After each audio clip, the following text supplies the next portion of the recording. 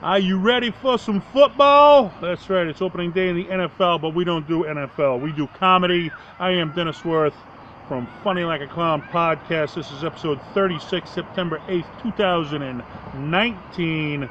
Coming at you from Gardner, we call it better known as G Vegas, and that's our sponsor, G Vegas Buffalo Sauce for the spicy, sweet, savory taste of game time. There is only one G Vegas available at www.gvegas.webs.com. Good stuff. And we were going to have at our current location a big backyard barbecue contest. I am at Dunn's Pond. Beautiful place. Look at it behind me. You hear the sirens in the background. It's all great. But no, it's a beautiful pond, but the Gardner Conservation Committee shut me down. So while it is a beautiful pond, probably got some cocksuckers running it. So you know, but don't let the ignorant people running the place take away from the beauty. It is absolutely a beautiful place. Been coming here since I was a kid. If you need to relax, get down to Gardner to Dunn's Pond, and you tell them Dennis sent you and that the Conservation Committee can go fuck themselves. But other than that, we are here to discuss Woody Allen, legendary in the comedy world. And I'm talking legendary. I mean, this guy has a career spanning 6 decades, okay? 6 decades his career spans. And usually I get enough time to cover everything, and this guy's done so much that I couldn't possibly cover everything. So I'm going to hit the high points, and man, hopefully that excites you to check this guy out and you know, check out the rest, because there's a lot of one-hit wonders out there, and you know, it's tough to get to the top, but what's even tougher is once you do get to the top, it's tougher to stay at the top. And this guy, he stayed at the top for 6 decades, and that's unheard of in this business. And you know, there's a lot of one-hit wonders out there, and they say, you know, do you get sick of saying the same comedy routine over and over? And a lot of them say, yeah, they get burnt out of it. A lot of them say, hey, you know, that one comedy routine means I don't have to work a regular job for the rest of my life, so I love that one comedy routine. So, hey, what's your big routine in comedy? I got the child support superhero. That's what I'm known for, and we're going to be making a movie about him coming up pretty soon, I decided. So get ready for a full-length movie coming up. But let's get back to Woody Allen here, man. Began in 1950s, okay? This guy's from the 50s, man, okay? That's going back there. Writing jokes for TV and some scripts that he made. He published several books on short humor beginning in the 1950s. He performed stand-up comedy. Now, instead of telling jokes, he gave speeches about his insecurity, which, I mean, you know, like Andy Kaufman, you know, instead of taking the role of being funny, Andy Kaufman took the role of bombing. He made making bombing in comedy be a funny thing. But everybody had this stick. Rodney Dangerfield with No Respect. Bill Engvall at Here's Your Sign. So that was his thing, okay? He took his insecurity and he made that into an art form where everybody would laugh at how insecure he was. And is it just me? I don't know if there's Jerky Boys fans out there, and I know it's different decades, all right? Woody Allen and the Jerky Boys, but Woody Allen is Saul Rosenberg. And any Jerky Boys fans out there, you compare the two pictures, Saul Rosenberg and Woody Allen, and I'm telling you, that's the same guy. I don't know if the Jerky Boys had Woody in mind when they put Saul out, but he's so insecure and he looks just like the guy. I think Woody Allen might have a lawsuit that they stole this persona for Saul, but Comedy Central had him ranked as the 4th greatest of all time on their list of comedians. Number 4, that puts you right up there with the greats, man. I think it was what? Richard Pryor was 1, Carlin was 2, Lenny Bruce was 3, Woody Allen came right in there at 4. The UK survey put him in as 3rd, so they had him a little bit higher. In the 1960s, he started by writing and directing films.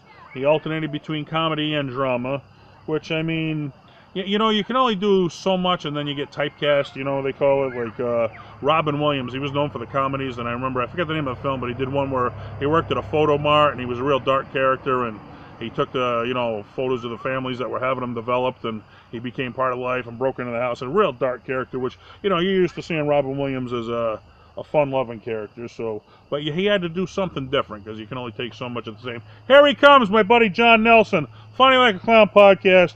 Come on down. We ain't seen each other since we were kids, man. See that? No, I'll make you famous here, don't you? I'm going to slide over so John can fit in here. Just watch this table. It's a little wobbly, man. All right. What's going on, brother? How you been, bro? You see this guy?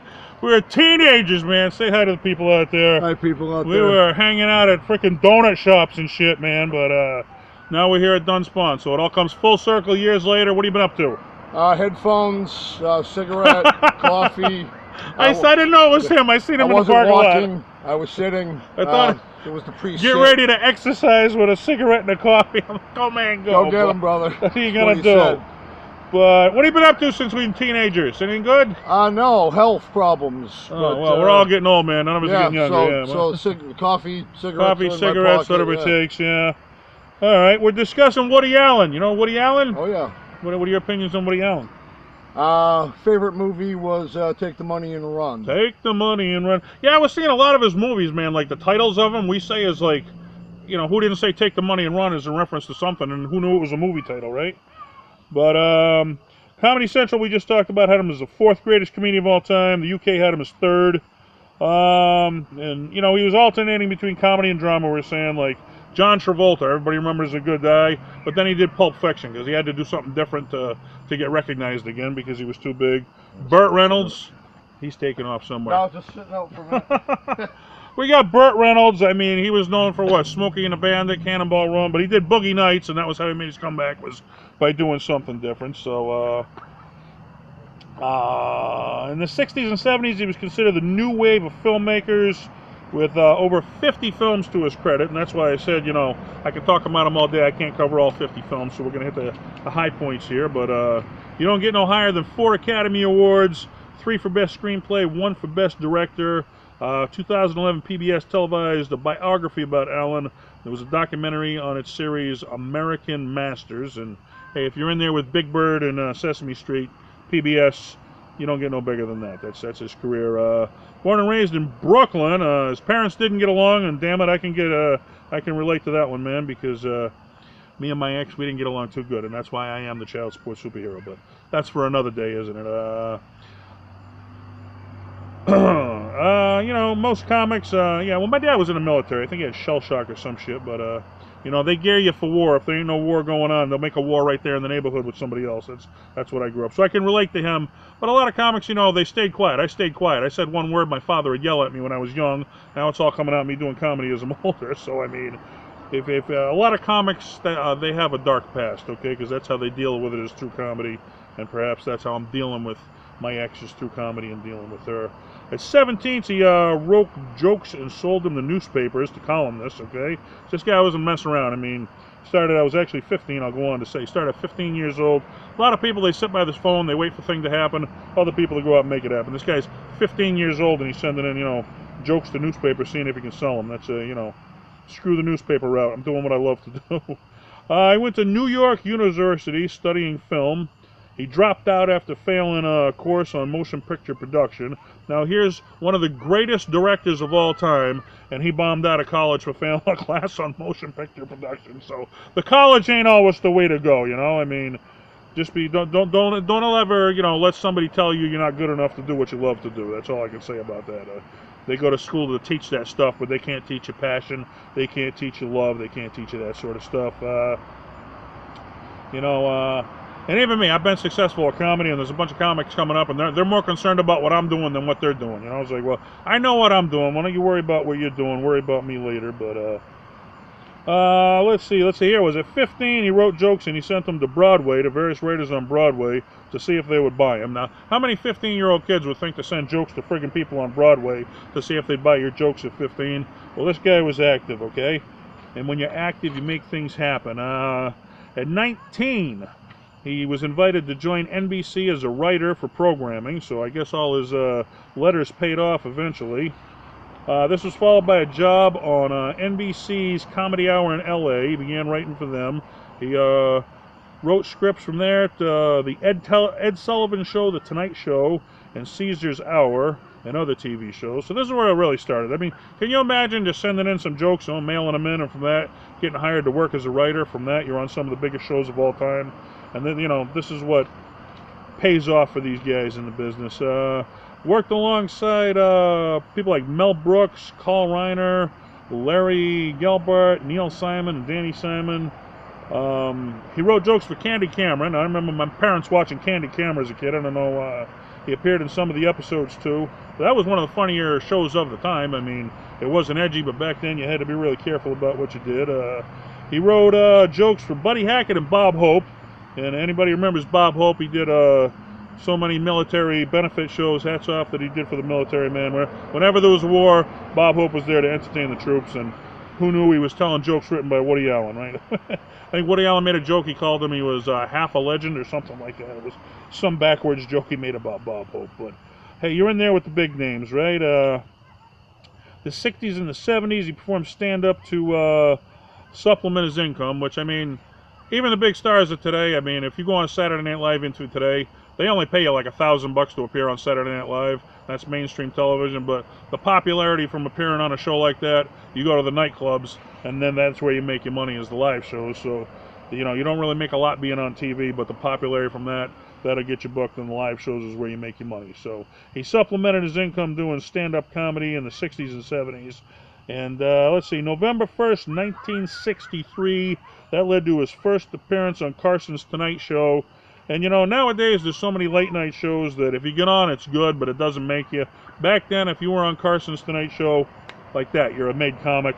They're paying top dollar to anybody. You know, Carson was the man. You get on his show, you were automatically a made man in comedy right there. That was spanned into 9 years and 17 appearances on his shows. That led to 3 released albums.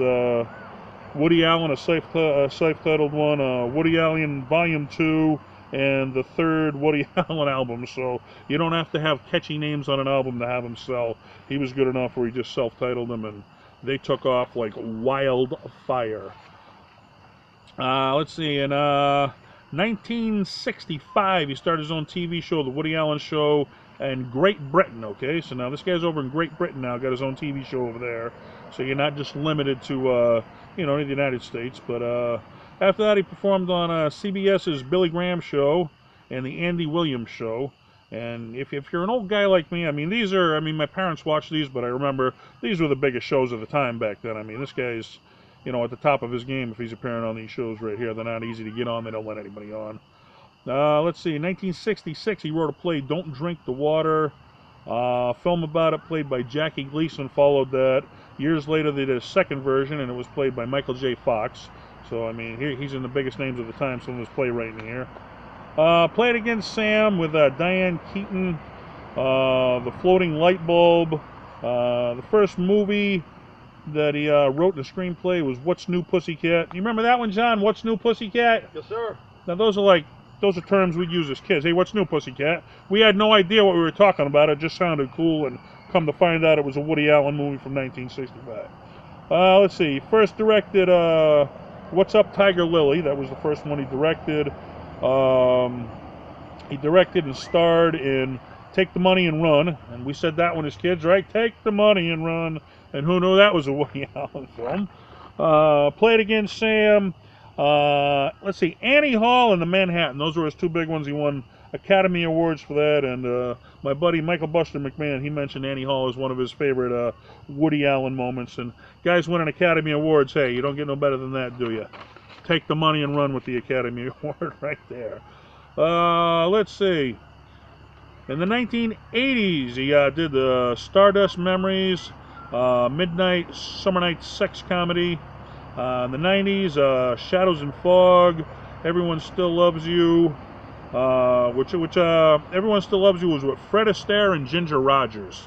And those are like, if you told your parents the names Fred Astaire and Ginger Rogers, they'd be like, oh, because they were like the stars of the time, you know. If you told the kids today, they wouldn't know what the fuck we were talking about. I had no idea whatsoever. But at the time, this guy, he's working with the biggest stars. He's in the biggest movies.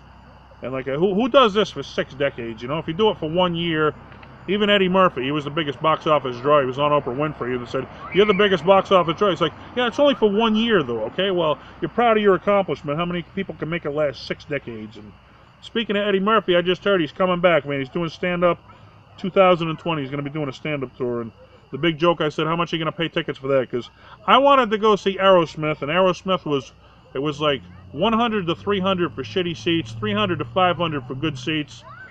Was like a meet and greet was $5,000 with Aerosmith. Now I'm from Boston. I love the Bad Boys. I ain't paying $5,000 for a fucking meet and greet. I don't care how bad they are. So get reasonable, but that's because all the downloading now. Everybody's downloading the music. They can't make money there, so they got to make up by sticking it to you at the live shows because they ain't giving up any money, folks. That's for sure.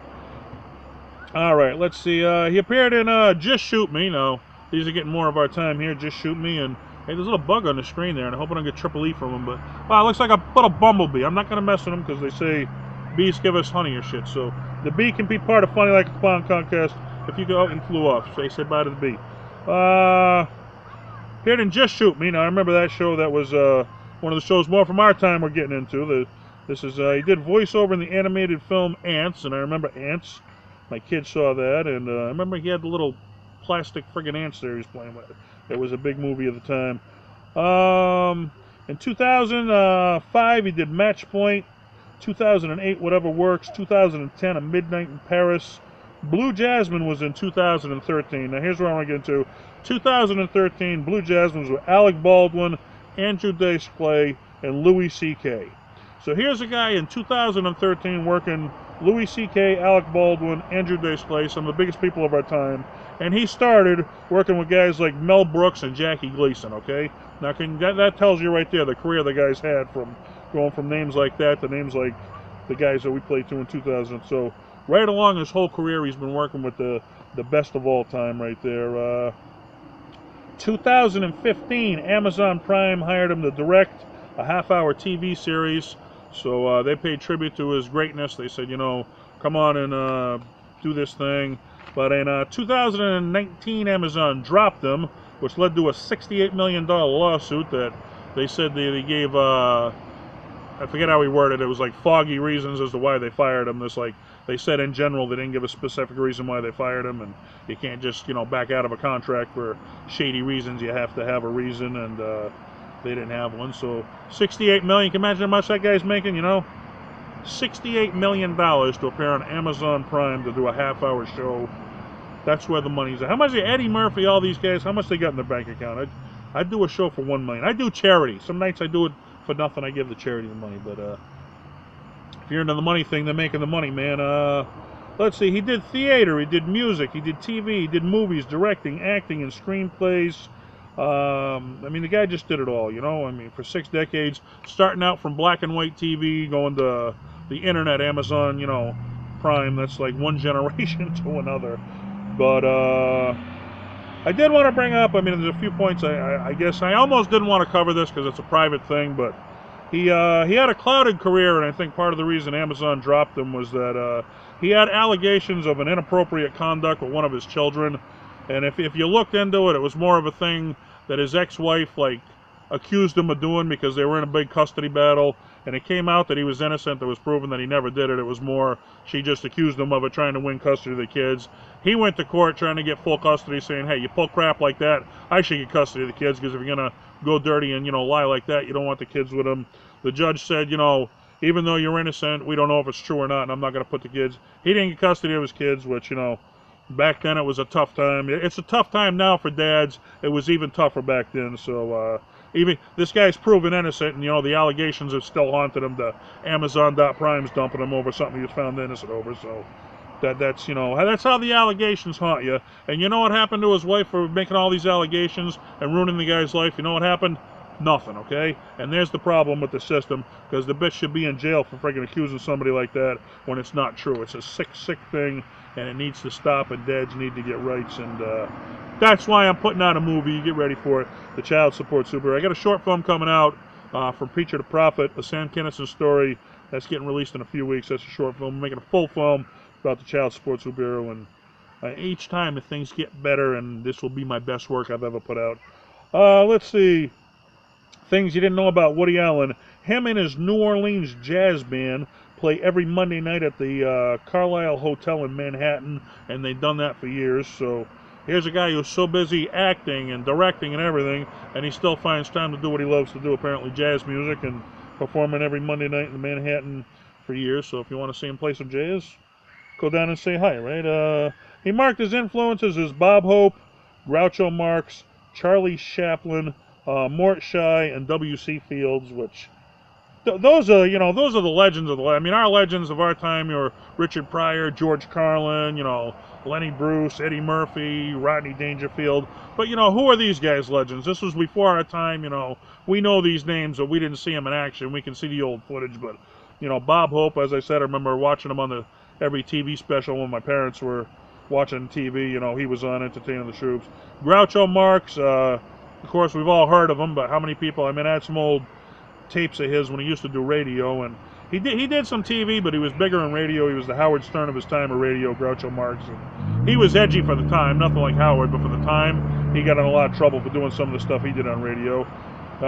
Charlie Chaplin, I think they did a movie about him. What, Robert Downey Jr. played him? I didn't see the movie, but I mean, I know, you know, he said you never make someone laugh at their pain, you make them laugh at your own pain, okay? And that's one of the rules in comedy is don't ever make fun of someone else, you make fun of yourself, have them laugh at you, don't laugh at them, because, you know, you make fun of them, you're going to alienate them. You make fun of yourself and have them laugh at you, nobody gets upset. W.C. Fields, I thought that was like a paper company or something, right? Maybe it was named after him, I don't know, but hey, comedy, what can you say? And as I said, this guy had a career lasting 6 decades. I couldn't possibly go over everything he did, but you know, check him out if some of this stuff inspired you. I mean, over 50 film credits to his name, and that's a career I could only hope to have, because I'm on, what, my 11th year in comedy, and hey, I'm still going strong, and I say, you know, each time I do something, I try to top myself with the next thing, so the best is yet to come. So I want to thank you guys for tuning in. Funny Like a Clown podcast, brought to you by G Vegas Buffalo Sauce for the spicy, sweet, savory time at game time. You go check it out. Go to the website, www.gvegas.webs.com. Woody Allen. John, your parting words on Woody Allen. Give it to me. Interesting career. Dennis was right saying that some of the stuff was kind of clouded over by the thing with his wife. And now I'm fortunate enough to be my kids are grown, but I was a single dad. I was fortunate enough. You know what it's like, right? I was fortunate enough to get custody of them.